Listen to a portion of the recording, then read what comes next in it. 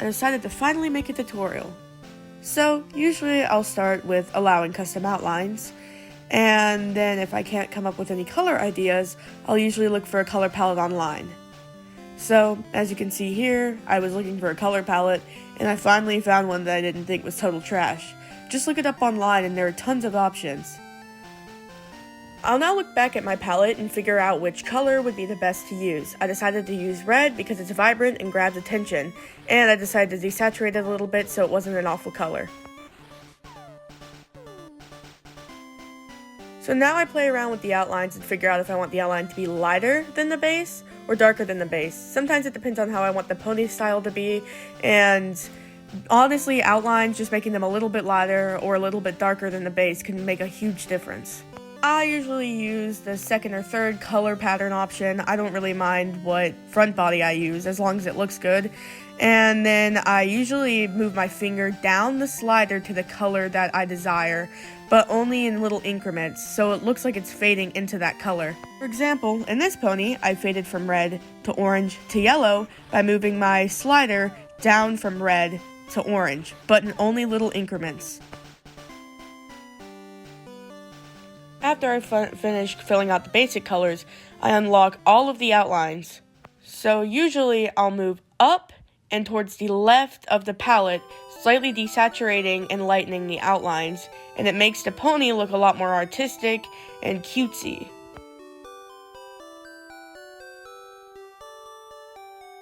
For the back body, I'll usually choose any pattern that I'm feeling like at the moment, and I'll also use the same fading technique for the back. Since I wanted to stick pretty closely to the color palette since I liked it so much, I decided it would be best to fade from like an orange to a green to a blue, since there are so many stripes. I used the same exact fading technique as before, just with different colors.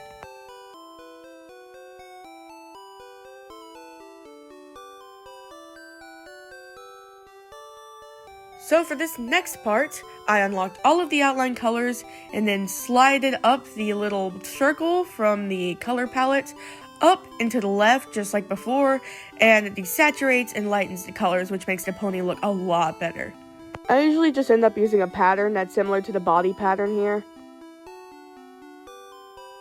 I used the same fading technique and used the same exact colors on the legs just because I want some sort of consistency so the pony isn't all over the place. Keeping consistency is extremely important. I have a preference of making the outlines lighter on the patterns of the legs for some reason, just because I always thought it looked really good and added some more variety to the pony's outlines. I choose any hoof that really matches with how I want the pony to look, and honestly I was just feeling like the little hooves today.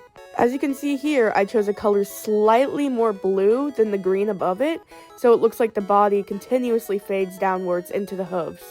I usually just play around with things like ears and wings just to see how I want the pony to look, how I want hers or his or theirs personality to be, and it really just depends on how I'm feeling in the moment.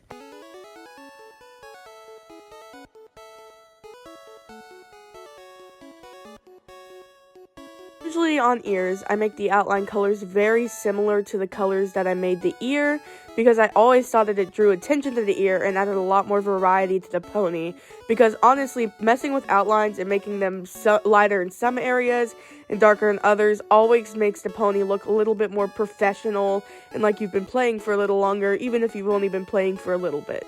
Honestly, I ultimately decided not even to do a cutie mark because it didn't really work with the stripes and the color palette, and it didn't really stand out in any way.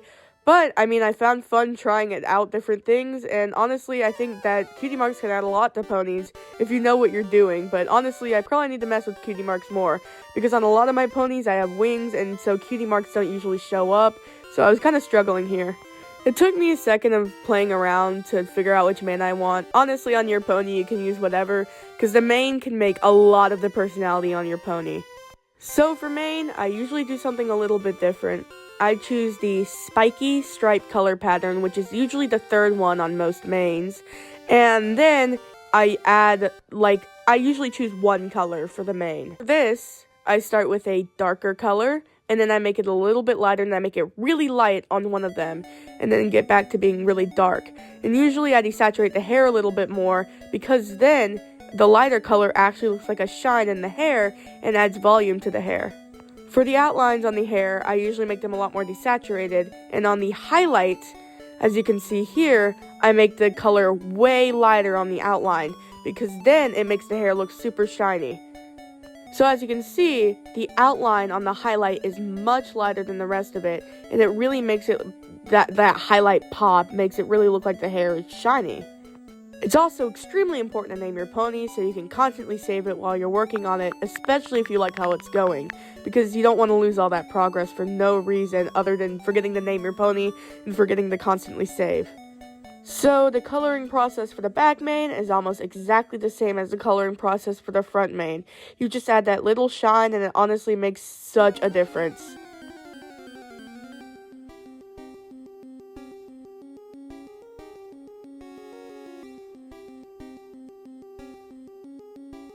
I tried doing red on the tail too, but I felt like it just all looked the same, so I decided to make a fade in the tail just like for the legs or the back stripes.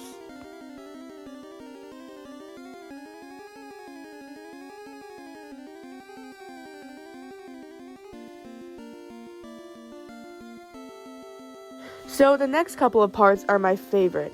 So we're going to do the face and the items. Now, changing the face makes such a difference.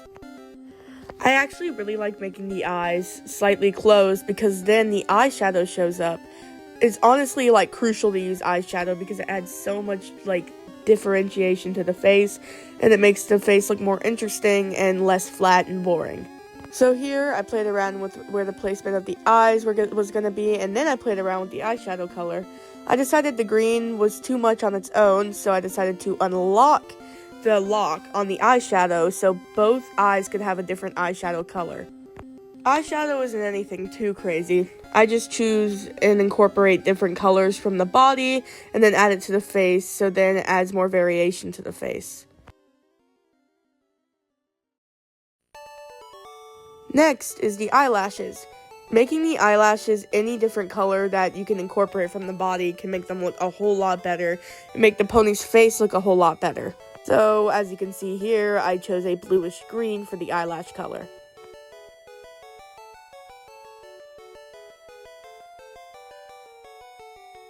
So usually I'll play around with the face for a little bit, such as changing up the muzzle depending on how I want their personality to be. So for this girl, I kind of wanted her to be a little bit passive-aggressive, but also she's really sweet to people she likes.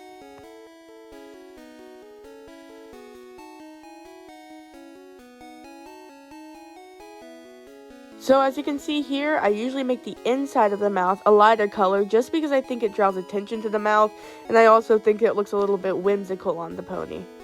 Now it's time for one of the more fun parts, accessories. Now for this, I wasn't really sure what to do, so I just chose one of my favorite accessories, the little feather accessory. I usually make the colors on the accessories very similar to the ones on the body, because then it makes the accessories kind of blend in with the body and almost make the pony look like it has more going on, so it makes the pony look a lot more professional. I played around with some of the accessories for a little bit, and honestly, depending on what you're doing with your pony and how you want your pony to look, you can literally choose any accessories you want. I'm not trying to limit you or trying to limit your colors, like genuinely do whatever you want. So, as I was trying to show here, there are a lot of different accessories, like chest accessories, there are leg accessories, there are pants, there are skirts.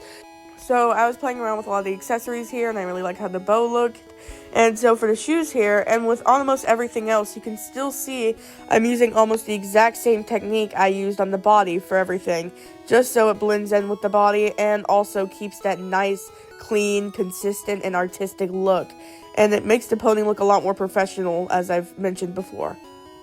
So, now that I'm finally finishing up, I wanted to say thank you guys so much for 3,000 subscribers.